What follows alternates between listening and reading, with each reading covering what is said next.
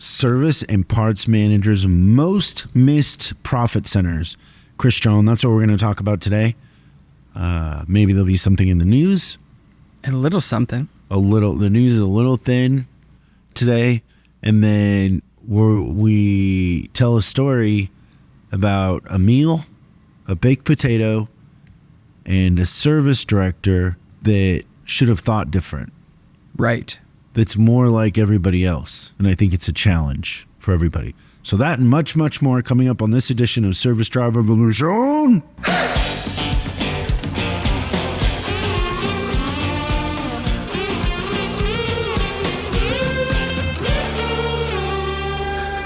We went to dinner the other night, and something interesting that always disappoints me, in the sense that I don't think I ever thought this way, but I think 99% of parts and service managers think this way. So we had a boot camp. Great boot camp. And we took them out to dinner. Nice dinner. To maybe the second best steak in LA. It's moving up the charts for sure. I have a couple that I would have put in front of it that wouldn't anymore. Okay, so earlier in the week, we got to tell them the whole story, and I'll try to keep this brief. But earlier in the week, we went to that same restaurant for something else. So you and I were there, and they presented the specials. The waiter came out and he said, "Let me tell you about the specials." And he had a bunch of specials, but there's one thing on there that he said, "We have a special caviar baked potato." And then he describes it. He says, we clean it out, and then we deep fry the outside, so the skin of the potato. Then we put in our famous something mashed potatoes, lobster mashed potatoes or something. Then we put horseradish and sour cream and salmon roe, and then a big scoop of some crazy caviar. That's what it was. Caviar. That's right. And then he tells us the price. Yeah, it was expensive for a potato. $110. That's right.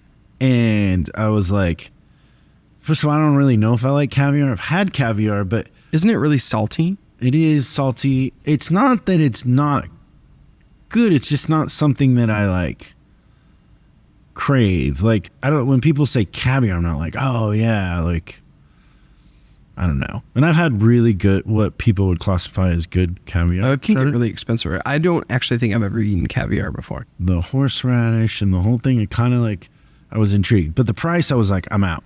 Yeah. So then we had dinner. It was great. And the next morning at the gym, I was telling my trainer about that baked potato. Like, I was thinking about the baked potato, and he was like, oh, I would try that. And so I said, oh, well, incidentally, we're going to dinner there tomorrow for the boot camp. Do you want to come? Do you want to come along? We'll order the potato and we'll split it, was my kind of a idea, right? So he joins us. Yes. for the boot camp. So these are dealers and managers that have been through the kind of the initiation part of our coaching. So that's right. They've done a strategy session, signed up for coaching. Now they're coming to a boot camp. They've done a little homework, and they're coming to boot camp to kind of learn in person the recipe. Yeah, we like to say it's the Harvard education on how to run a service department. You made me come in early before dinner to play records. That's right. The new thing we've been doing at the boot camp is showing off the sound system here in the library. And I would guess that was a highlight for everybody, because I know you think you've heard Pink Floyd and the Eagles and everything. Not till you hear it on this thing. Be like hearing it for the first time. You don't understand that exists until you experience it. And the way that they described it and everybody describes it is it's an experience. Yeah, that reminds me, I was walking to work the other day. Were you really? Yeah, and I walked past this audio business, and it says, for sale, Macintosh amplifier, $1, volume stuck on full. And I'm like, I can't turn that down. I love those kind of jokes you tell because I have no idea where that's going. There's so many places. All I have to do is be my walking to favorite. work. You put in the I was walking to work. Yeah. That's my favorite. That was just for you. Usually I like it more when when it's like a hooker or something, but that was great. We don't usually talk about those jokes on this show. But the somehow walking to work ends up going that way sometimes. So I come and I play them some records and we get in an Uber. My trainer met us there and we have dinner and the waiter didn't even present. I don't know if he even presented that. He did, but a little bit differently. It wasn't as romantic as the other guy. That waiter the first night he was good. He made me want to eat it, and I don't see a point, but I thought about it. So my trainer and I split that potato. Well, actually, I think he ate. I was gonna say you probably had 2 bites. Yeah, it wasn't good. It wasn't great. He was like, it was okay, but he's like like the amount of food he ate. We were trying to figure it out, but I think he ate like 10,000 calories. There was a point where we were just all watching him.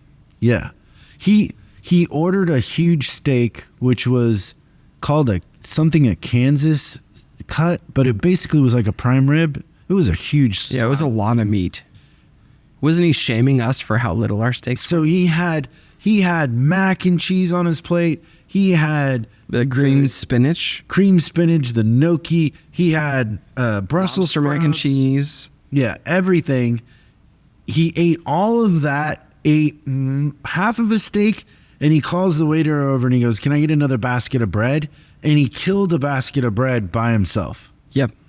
Then he ordered dessert and ate that baked potato. Like, it was nuts.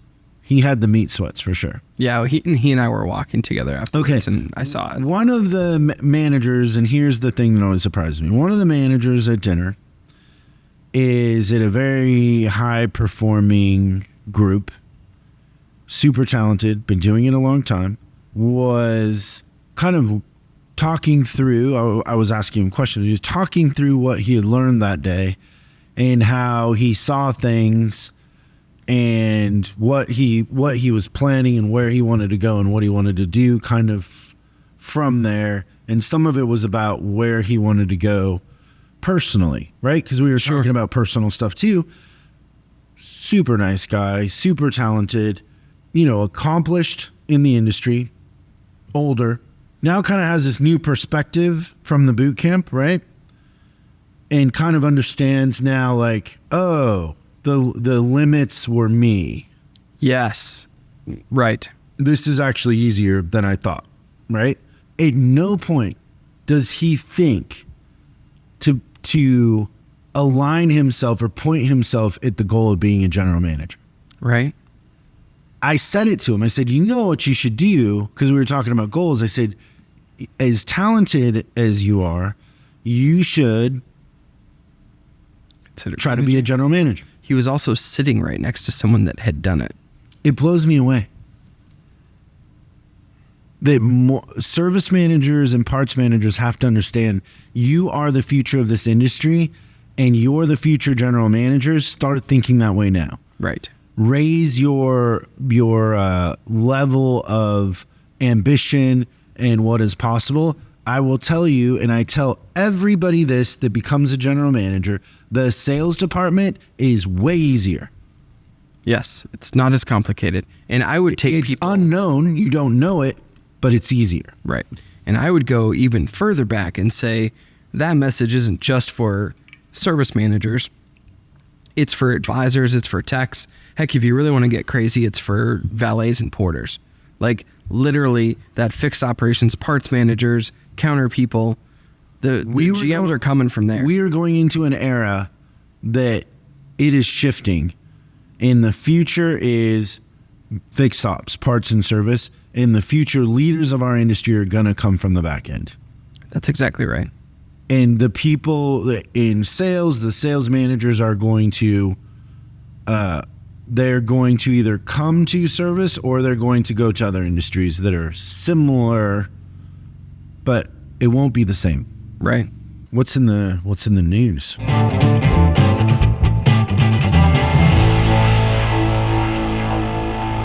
Our news today actually has a lot to do with our topic. I like when all that stuff kind of comes together.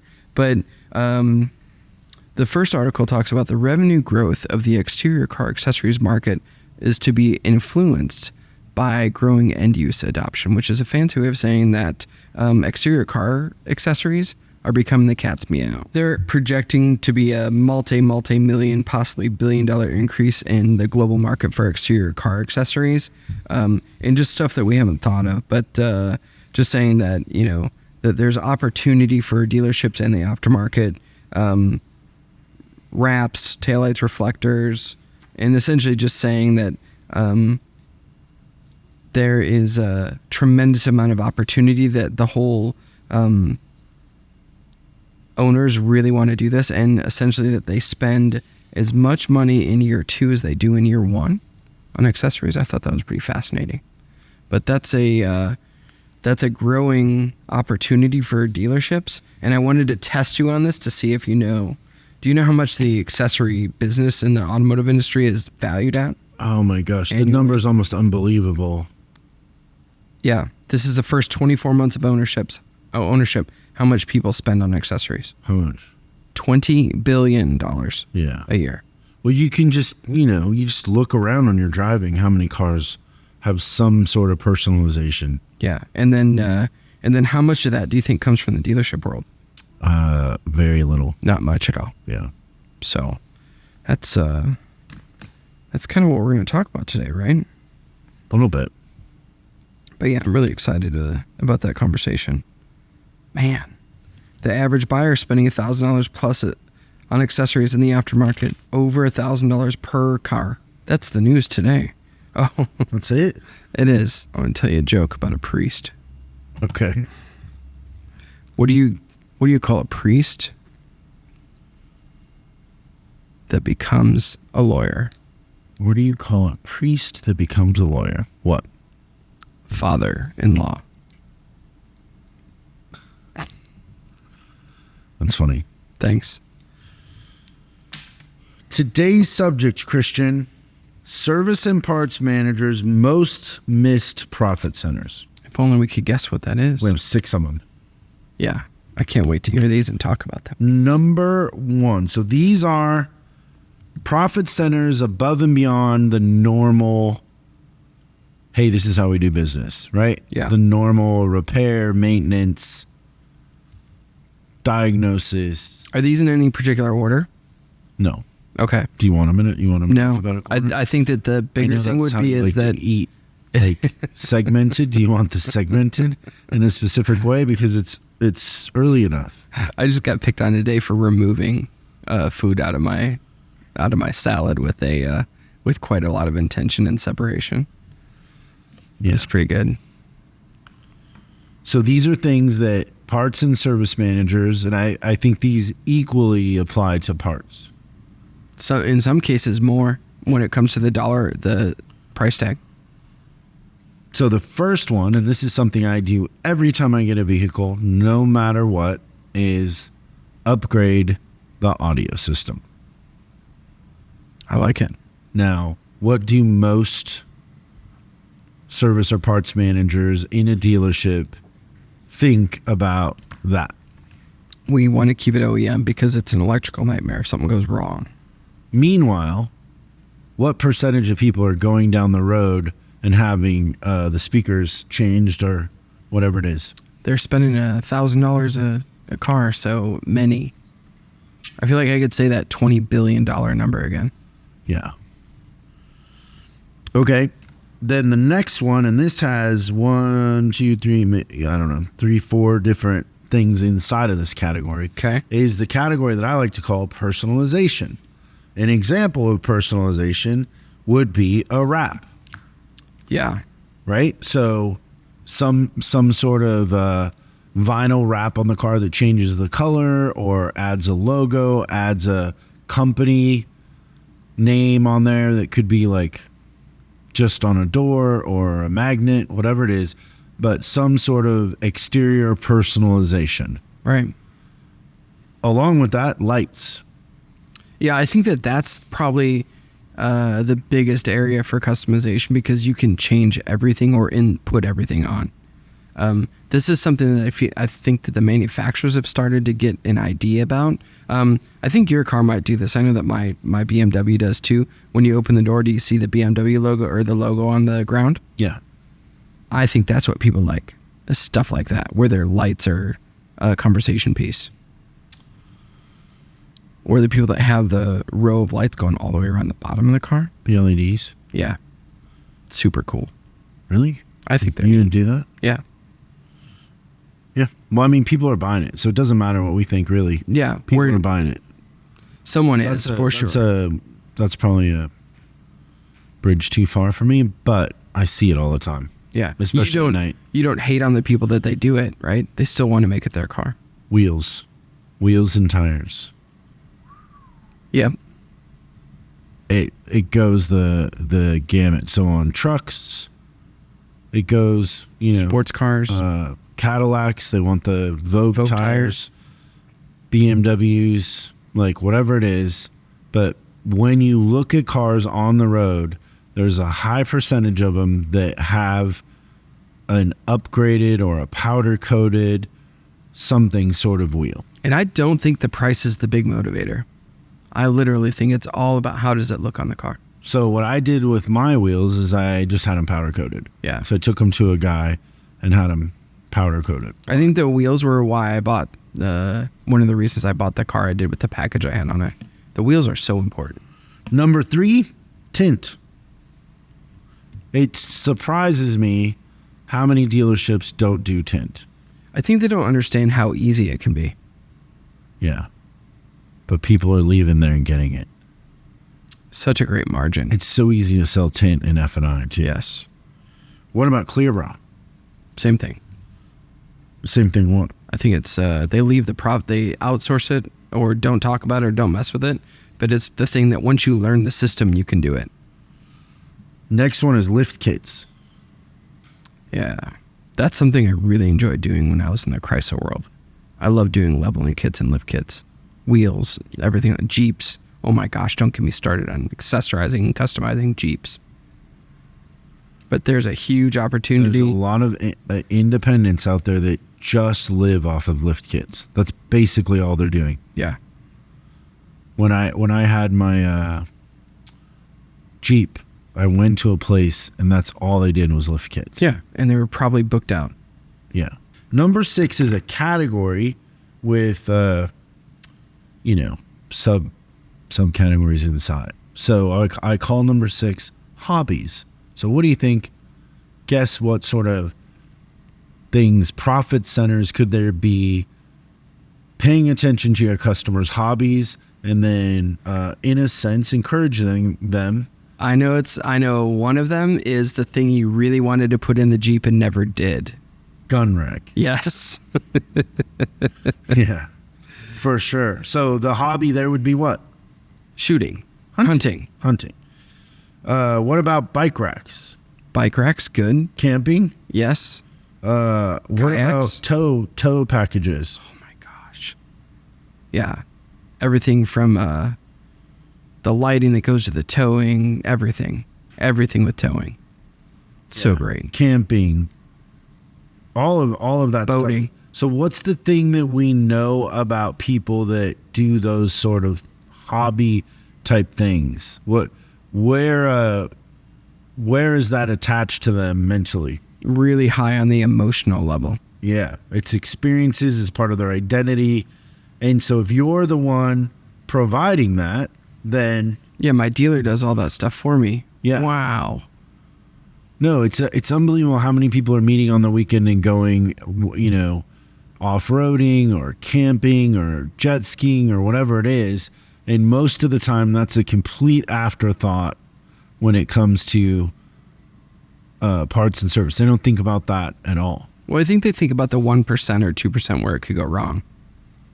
I think they're limiting liability and staying in the safety net and not thinking about what they're passing up on. So number 1 was audio. Number 2, personalization, lights, wheels, wrapping. anything that lets somebody kind of express who they are. Number 3, tint. Number 4, clear bra. Number 5, lift kits. And number 6, hobby oriented modifications or accessories. Think about if you're the go-to as a dealership, what does that do for your retention? Retention and trust, relationship, everything. Like they see you as one of them. Yeah. In a sense, right? And the one-stop shop. That's really where I think it's at, is that they don't go anywhere for anything else. That's retention. You don't want them to get used to going somewhere else because the advisor over there might be friendlier. Right. And then before you know it, they're replacing tires and doing brakes and everything like that. The same guy that can put on a lift kit can replace brakes. They're not thinking about limiting the amount of stuff they can do. That's for sure. They're looking to add to the repertoire. It's easy. It's great stuff. So think about that in the sense of, what can we do to increase our retention and our profits all at the same time. And I was telling Christian, I think we should go to SEMA. I think we should do some sort of an event at SEMA where parts and service managers come, we walk together, we talk about different things, because I remember the first time I went to SEMA, I was like, holy cow, this is a bigger thing. It's a cult almost, right? It's huge. I wonder if they'd let me do stand up there. And you can meet so many incredible vendors and manufacturers that you just instantly can start selling things. Isn't everyone happy there too? Oh, yeah. Yeah. They're having a good time. Great time. It's Vegas. Maybe we move there. What do you think? I could do a lot with that extra house behind my house. Me too. Well, thanks, everybody. I hope that sparked some ideas. I'm sure it did. And thanks for tuning in. We'll see you next time on Service Job Revolution. Thanks so much for watching this episode of Service Job Revolution. We're uploading new stuff every day, so make sure you subscribe and click the bell icon so you don't miss out. If you have a question you'd like us to answer on the show, call 8333-ASK-SDR and we'll answer your question on the show. That's 8333-ASK-SDR. For special deals on our books and training, head over to offers.chriscollinsinc.com. Now that's offers.chriscollinsinc.com. I'm Chris Collins, and I'll see you in the next video.